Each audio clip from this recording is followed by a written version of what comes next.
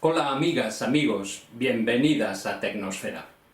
Si juntamos el nombre Marie con el apellido Curie, nos sale una de las combinaciones más icónicas de la historia de la ciencia. Ocurre lo mismo cuando asociamos Albert y Einstein. Pero a diferencia de Albert Einstein, que siempre se llamó Albert Einstein, Marie Curie no fue bautizada como Marie Curie.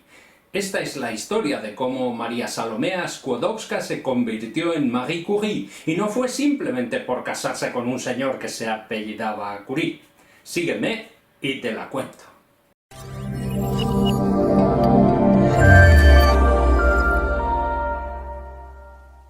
María Skłodowska nació en Varsovia el 7 de noviembre de 1867, cuando el conocido como Reino de la Polonia del Congreso pertenecía al Imperio ruso.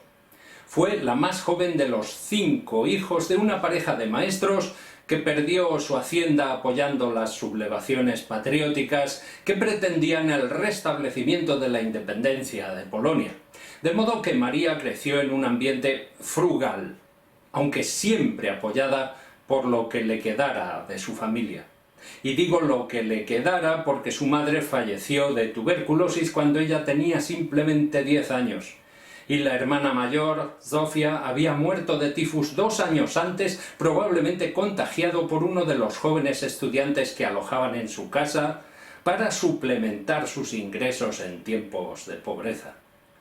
Su padre, Władysław Skłodowski, fue profesor de física y matemáticas en escuelas de enseñanza secundaria y un verdadero patriota polaco, lo que le costó su bien remunerado puesto de profesor, por cierto. Y la pequeña María, a quien llamaban Mania o Maniusia, iba a imbuirse de patriotismo y de física. Quizá por eso llamó polonio al primer elemento que descubrió. Pero eso iba a ser mucho después de una larga, tortuosa y difícil carrera de aprendizaje.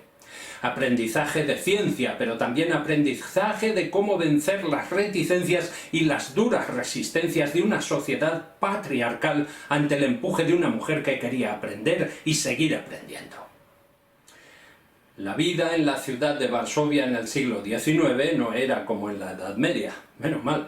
Por eso, Maria Skłodowska, al igual que sus hermanas, pudo estudiar y llegó incluso a conseguir una medalla de oro al acabar sus estudios secundarios en el instituto para chicas en el que estudió.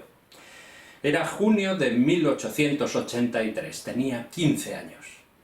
Pero a la Varsovia del siglo XIX le quedaba mucho para llegar a ser la Varsovia del siglo XX, y ni su medalla ni su aptitud para la física y las matemáticas le abrieron las puertas de la educación superior reglamentada, porque las puertas de las universidades estaban cerradas para las mujeres.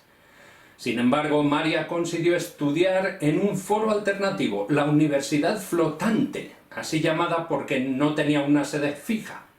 Y no la tenía porque era ilegal, porque ofrecía una alternativa a los estudios reglados por el Imperio ruso. Y además, la Universidad Flotante aceptaba mujeres.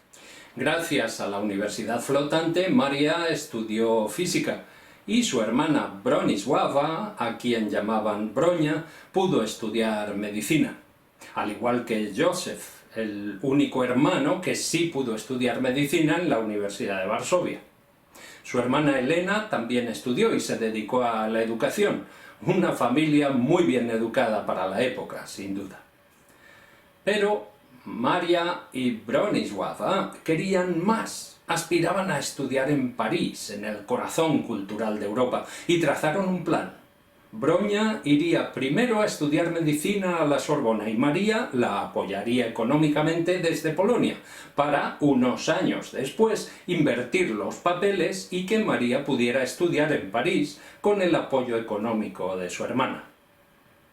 Con 19 años, Bronia Skłodowska viajó a París y María se puso a trabajar para costear los estudios de su hermana mayor. Primero como profesora particular y durante 2 años, entre 1886 y 89, ejerció como institutriz en Szczupi, la casa rural de una familia terrateniente, los Zorawski, emparentados con su padre, donde instruía a las jovencitas de la familia. El hijo mayor, Kazimierz Jorawski, era un año mayor que Maria y ya estudiaba matemáticas y física cuando se enamoraron. Tuvo que ser una maravillosa historia de amor recíproco porque duró años.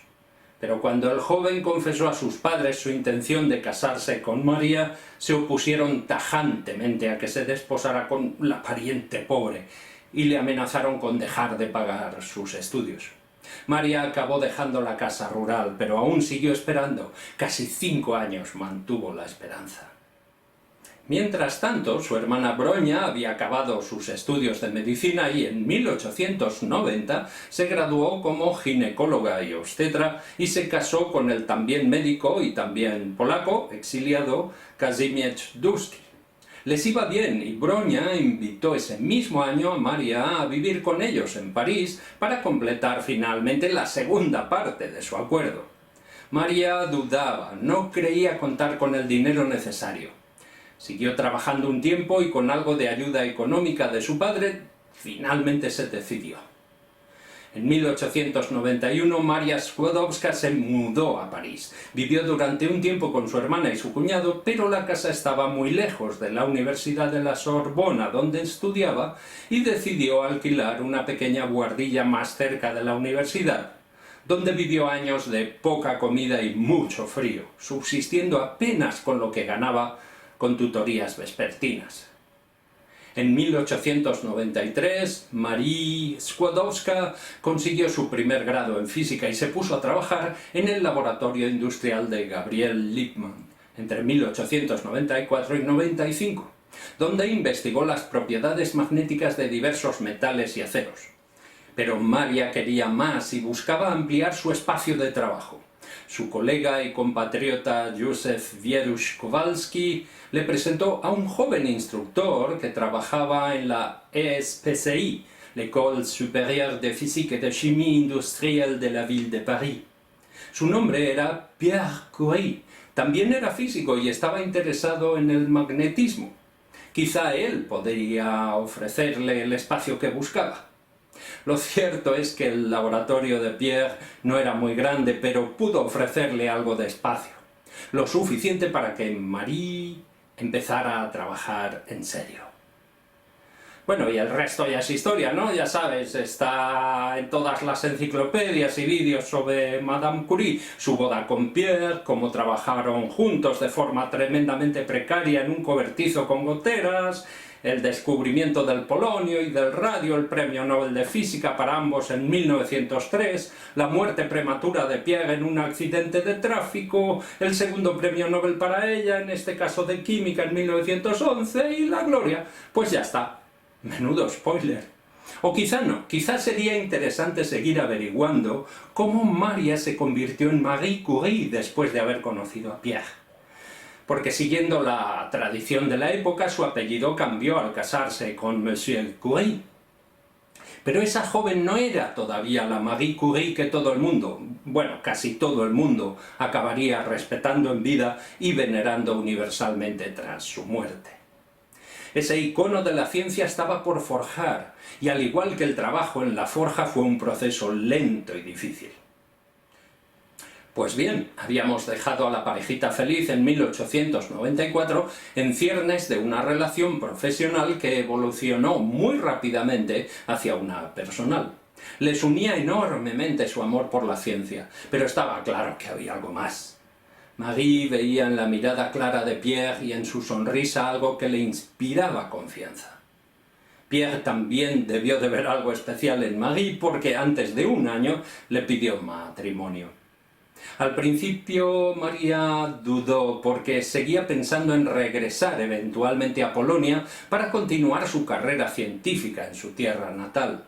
De hecho, en el verano de 1894 Maria viajó a Polonia para visitar a su familia, pero también pudo experimentar el sexismo dominante en las instituciones académicas cuando le denegaron un puesto en la Universidad Jagiellonian de Cracovia. Pierre le escribió varias cartas para intentar convencerla de que volviera a París para hacer su doctorado. Él había acabado el suyo sobre magnetismo recientemente y lo que tenía claro es que quería seguir trabajando con ella. Finalmente, Pierre convenció a Marie de unirse a él en París con una carta profundamente emotiva en la que expresaba su deseo de pasar la vida juntos, compartiendo sus sueños científicos e ideales humanitarios.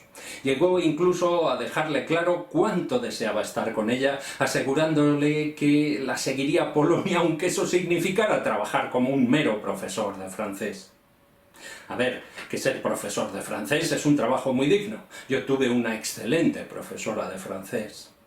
Pero claro, comparado con una carrera científica culminada con un premio Nobel de Física, pues no hay color. O sí, quizá, sin caer en prejuicios, cabría hacerse la pregunta: ¿quién tiene más impacto en nuestra sociedad? ¿Un premio Nobel o un buen profesor de secundaria? Pero bueno, volvamos a nuestra historia. ¿Se puede decir que detrás de una gran mujer siempre hay un gran hombre?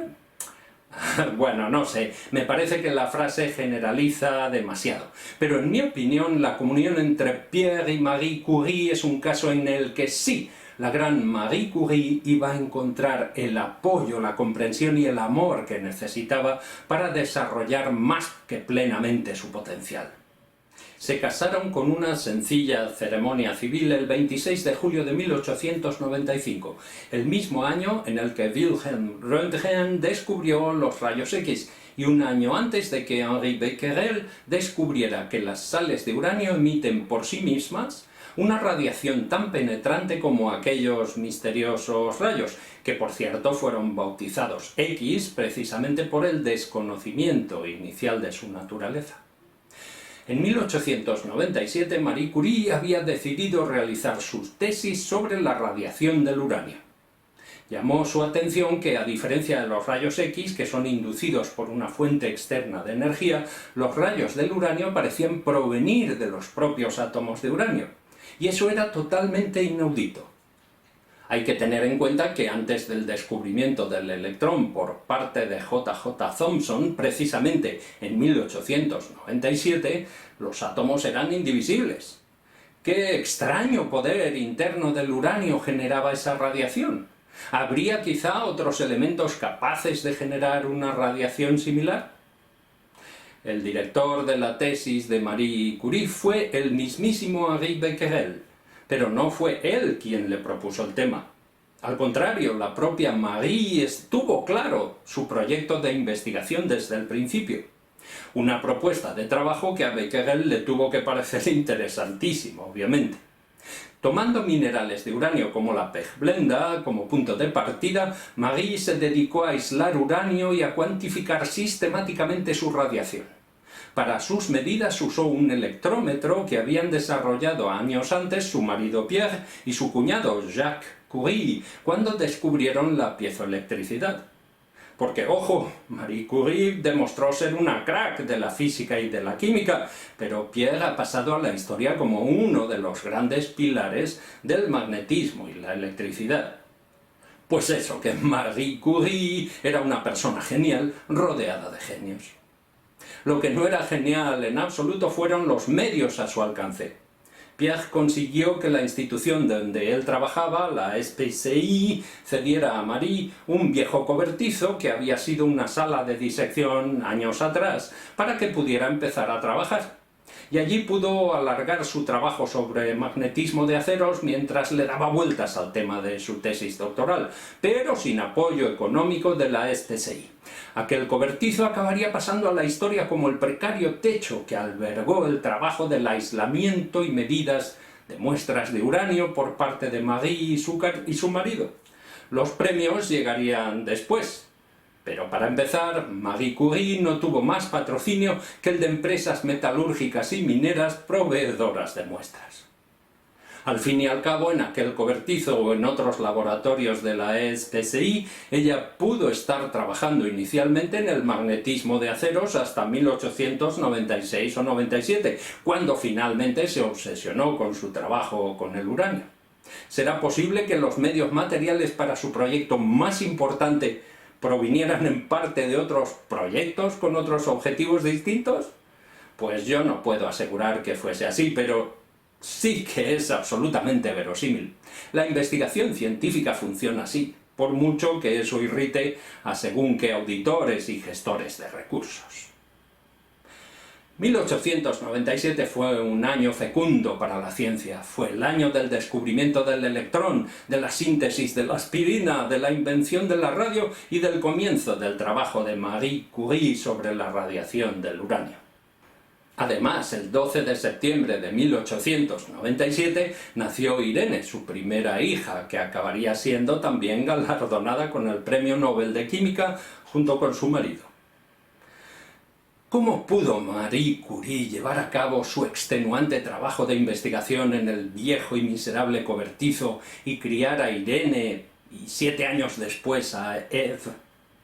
Pues como tantas madres y padres de todos los tiempos, gracias a la familia. En su caso, gracias al abuelo Curie. El abuelo Eugène era médico y asistió a Marie en su parto. Pocas semanas después, su esposa, la abuela Sophie, falleció víctima de un cáncer de mama y el padre de Pierre se fue a vivir con su hijo, su nuera y su nieta. Pierre y Marie estaban totalmente de acuerdo en que Marie debía continuar con su trabajo. De modo que los Curie decidieron contratar a alguien que les ayudara con las tareas de la casa. Marie siguió siempre al cuidado de su hija, pero evidentemente tener al abuelo Eugène a su lado como babysitter de lujo fue una bendición para todos. Empezando por Irene, que acabó conservando una relación muy especial con su abuelo. De modo que el incondicional apoyo familiar permitió a Marie seguir con su trabajo de investigación. Armada con su electrómetro y con el método científico, Marie Curie estableció que la señal eléctrica detectada en el entorno de cada muestra que estudiaba era proporcional a la concentración de átomos de uranio en dichas muestras o sales minerales. También descubrió que el torio era radiactivo también. Pero la observación crucial fue detectar una muestra del mineral pechblenda con una señal radiactiva superior a la del uranio puro. Lo repitió muchas veces y no era un error. La audaz hipótesis de Marie fue que ese mineral contenía al menos algún otro elemento desconocido más radiactivo que el uranio. Pierre, cada vez más intrigado por el trabajo de Marie, acabó centrándose en ayudarla dejando de lado sus investigaciones sobre cristales. En el viejo y miserable cobertizo la pareja sufrió largamente para poder aislar aquel nuevo y elusivo elemento. Su intensa actividad radiactiva lo delataba, pero su concentración en el mineral era tan pequeña que los Curie tuvieron que tratar toneladas del mineral para ir aislando las fracciones con mayor radiactividad. Finalmente encontraron 2 fracciones muy activas, una rica en bismuto y la otra rica en bario. La primera contenía un nuevo elemento químicamente similar al bismuto, pero radioactivo. En julio de 1898, los Curie publicaron sus conclusiones preliminares acerca de ese nuevo elemento, al que llamaron polonio. En diciembre de 1898 publicaron el descubrimiento del elemento presente en la fracción rica en bario, al que llamaron radio. Después de muchos meses de arduo trabajo, en 1898 la tabla periódica veía cubiertos los huecos que Mendeleev había dejado para el elemento de número atómico 84, el polonio, y el de número atómico 88, el radio. Pero para convencer definitivamente a la comunidad científica era necesario aislar aquellos elementos que, a pesar de su intensa actividad radiactiva, se encontraban en cantidades minúsculas en los minerales de pechblenda. En el cobertizo, los Curie tuvieron que tratar toneladas del mineral para finalmente aislar 0,1 gramos de cloruro de radio. Curiosamente, Marie Curie nunca pudo aislar el polonio. La vida media de solo 138 días del elemento que bautizó con el nombre de su país pudo habérselo impedido. Aislar el radio permitió conocer sus propiedades, y entre ellas estaba su espontánea luminiscencia, que los Curie descubrieron una noche en su cobertizo y que mostraron al mundo en 1900 durante la primera conferencia de física en París. La destrucción de tejidos vivos expuestos a la radiactividad que Pierre llegó a demostrar dio pie a su utilización para destruir células cancerosas. El radio se convirtió en el elemento de moda.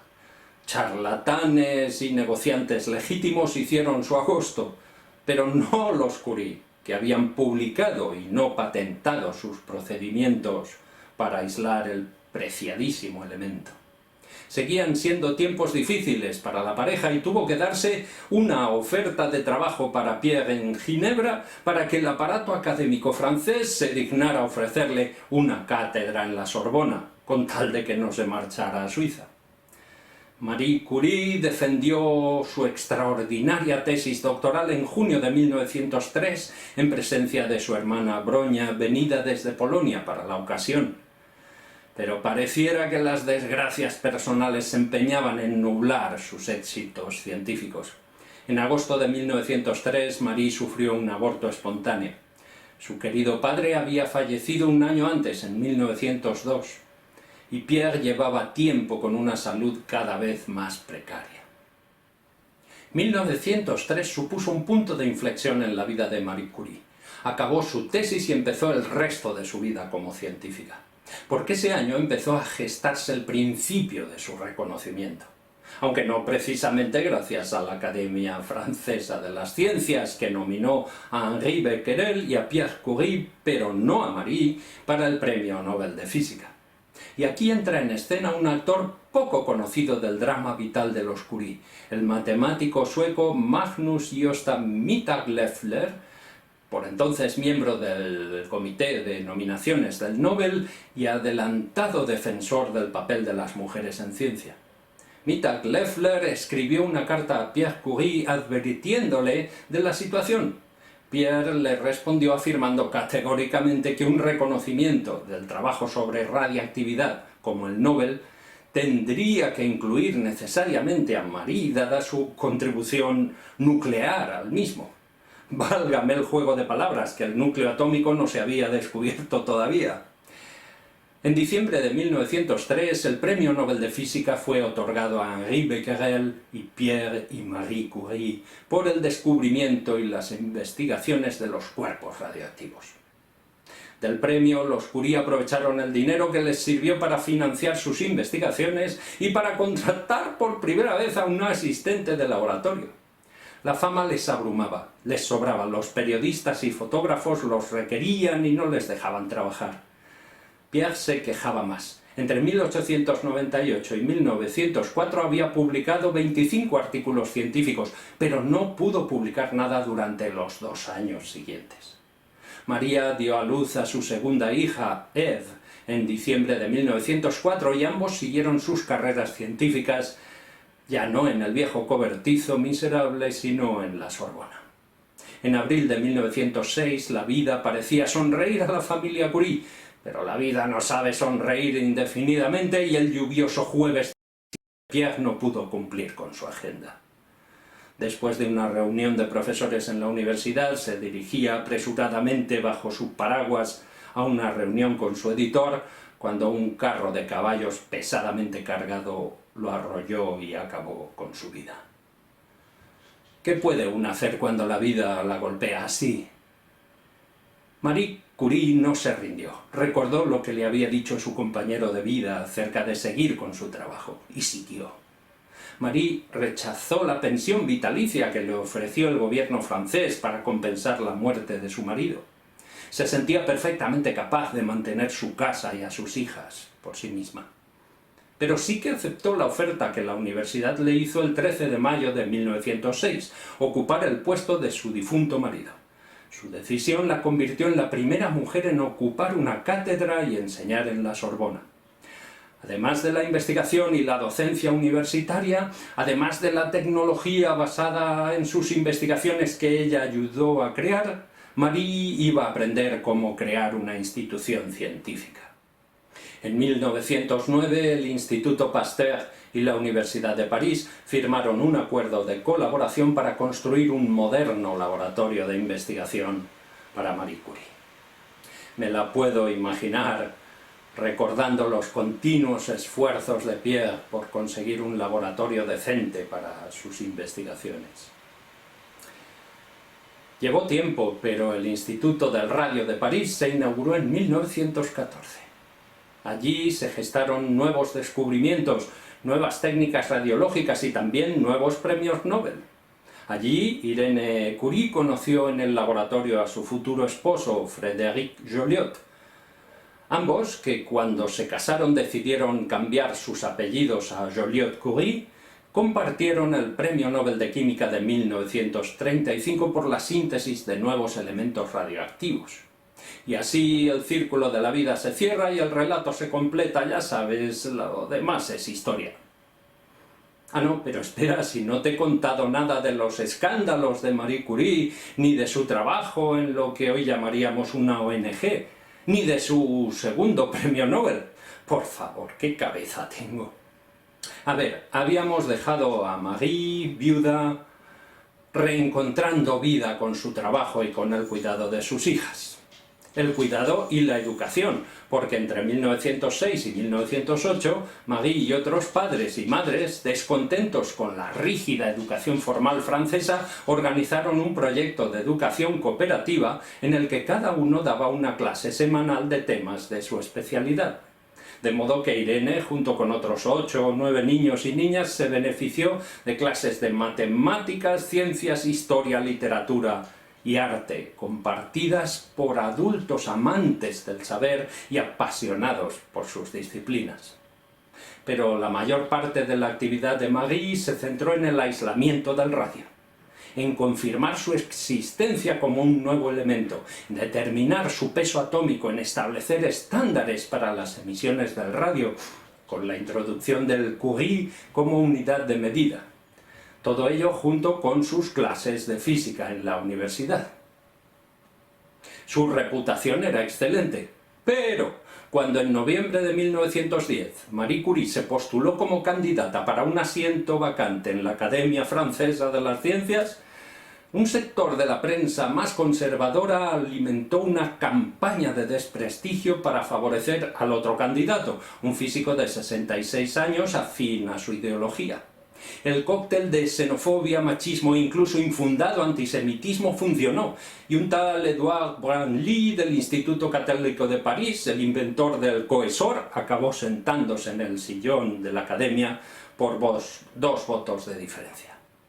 Pero esa cruzada conservadora, cruda e injusta fue poca cosa comparada con el escándalo que montaron cuando en 1911 salió a la luz una relación sentimental entre Marie y Paul Langevin, un físico un año más joven que ella, que había sido un destacado discípulo de Pierre.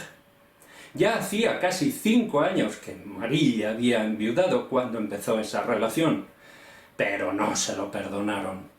Paul estaba casado y con hijos, y por mucho que estuviese en trámites de separación, para la conservadora sociedad francesa, Marie había deshonrado la memoria de su marido y había tirado por tierra su prestigio. Ya está. Entre octubre y noviembre de 1911, Marie y Paul asistieron juntos a uno de los prestigiosos congresos Solvay en Bélgica, en el que también participaron físicos como Ernest Rutherford, Henri Poincaré o un joven Albert Einstein, entre otros. Pero tan fiera fue la campaña contra Marie que a la vuelta de aquel congreso una turba de gente enfurecida la esperaba a la puerta de su casa. Tuvo que huir y refugiarse con sus hijas de 14 y 7 años en casa de amigos en París. Así que ya veis, ni los bulos, ni los scratches, ni por supuesto los prejuicios, ni la intolerancia son inventos recientes. Poco después de aquel congreso Solvay, Marie tuvo que haber recibido un telegrama en el que le anunciaban la concesión de su segundo premio Nobel, este en química, por el descubrimiento del radio y el polonio, y el aislamiento del primero. Fue poco consuelo, aunque sacó ánimo para asistir a la ceremonia y exponer su discurso el 10 de diciembre de 1911, acompañada por su hermana Broña y su hija Irene. Aquellos ataques hicieron mella en Marie. Sufrió depresión y problemas de hígado y riñones que precisaron cirugía. Pasó muchos meses de 1912 recuperándose en una clínica privada, visitó en verano a su colega y amiga Eartha Ayrton en Inglaterra, y cuando en octubre de 1912 volvió a Francia, se instaló en un apartamento en París donde iba a vivir el resto de su vida. Nunca volvió a su antigua casa en Sceaux, donde se enfrentó al odio gregario de brutos desconocidos. En diciembre de 1912, Marie volvió al trabajo. Iba a dedicar el resto de su vida al laboratorio del radio como tributo a la memoria de su marido y como contribución a la mejora de la sociedad. Año y medio después, tras largos trabajos de diseño y construcción, Marie Curie iba a ver su edificio acabado en una calle del barrio latino recientemente bautizada como calle Pierre Curie. Era el mes de agosto de 1914. Acababa de empezar la Primera Guerra Mundial. Con la guerra en marcha, en el Instituto del Radio solo quedaron dos personas, Marie Curie y el mecánico del centro, que fue el único hombre que no se unió al ejército porque tenía serios problemas de corazón. Todos los demás fueron movilizados. El Instituto del Radio tendría que esperar a que volvieran tiempos de paz. Bueno, el Instituto del Radio quizá tendría que esperar, pero Marie no. Ella pensó en usar los rayos X para ayudar en el diagnóstico y en las cirugías de heridos. Detectar balas, huesos rotos, esas cosas. Tras convencer a miembros del gobierno, que la pusieron a cargo del servicio de radiología de la Cruz Roja, Marie se embarcó en una vorágine de recaudación de fondos, transformación de coches en furgonetas e instalación de equipos radiológicos. Ella misma aprendió a conducir y hacer uso de los equipos de rayos X que se convirtieron en unidades móviles desplazadas a los frentes. Con Irene como su ayudante iba a poner en marcha una veintena de furgonetas radiológicas móviles que acabaron conociéndose como Petite Curie, además de unas 200 estaciones fijas de radiología. Esta iniciativa incluyó la formación de unas 150 mujeres en el uso de estos equipos y se estima que quizá pudo permitir el tratamiento de más de 1 millón de soldados durante la guerra. Acabada la Gran Guerra, Marie volvió a su gran proyecto de paz, el Instituto del Radio, ya como directora, pero siempre dispuesta a comentar el día a día de la investigación con cualquiera de los 30 o 40 investigadores del instituto, entre los que se contaban numerosos extranjeros y mujeres por méritos propios. Su instituto se convirtió en el centro de referencia mundial en radiactividad, junto quizá con el laboratorio Cavendish en Cambridge y el Instituto del Radio de Viena. No solo albergaba proyectos de investigación y formación de jóvenes en el tema, también prestaba servicios técnicos como el análisis del contenido de radio de todo tipo de muestras, como las muestras que usaban los médicos en radioterapias. Marie consideraba esos servicios como una responsabilidad social. Marie Curie aún encontró tiempo durante los últimos años de su vida para participar en el Comité de Cooperación Intelectual de la Liga de las Naciones, que fue una precursora de la ONU. Participó junto con Albert Einstein, de hecho. En ese comité trabajó para establecer una bibliografía internacional de artículos científicos, desarrollar estándares para becas científicas internacionales y proteger la propiedad de los derechos intelectuales de los investigadores sobre sus descubrimientos. Pero el fruto más querido de su trabajo siempre fue el Instituto del Radio, cuyo mayor impacto obviamente fue la creación de ciencia y de científicos. Entre los varios hitos que se gestaron allí destacan los trabajos de su hija Irene y su yerno Frédéric Joliot-Curie, que acabaron ganando el Premio Nobel de Química de 1935, como comenté antes. Marie murió el 4 de julio de 1934 afectada por un rápido desarrollo de una anemia aplásica, una grave enfermedad en la que la médula ósea deja de producir células sanguíneas. Su enfermedad pudo deberse en parte a la exposición durante años a los elementos radiactivos con los que trabajó, pero quizá más probablemente a la exposición a los rayos X por su labor humanitaria durante la Gran Guerra. ¡Qué paradoja! En todo caso, no llegó a conocer de la concesión del Nobel a su hija, pero sí supo del extraordinario hito que Irene y Frederick consiguieron en enero de 1934 y que les conduciría al Nobel, cuando lograron crear elementos radiactivos artificiales mediante el bombardeo de átomos como el boro, el aluminio y el magnesio con partículas alfa.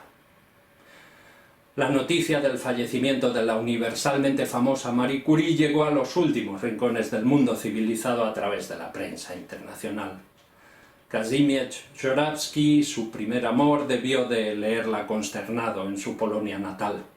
El hombre que renunció a casarse con Maria Skłodowska, el gran matemático que acabó trabajando en la misma Universidad de Cracovia que la rechazó a ella un año antes, el que llegó a decano y rector de la misma, sobrevivió a Marie muchos años.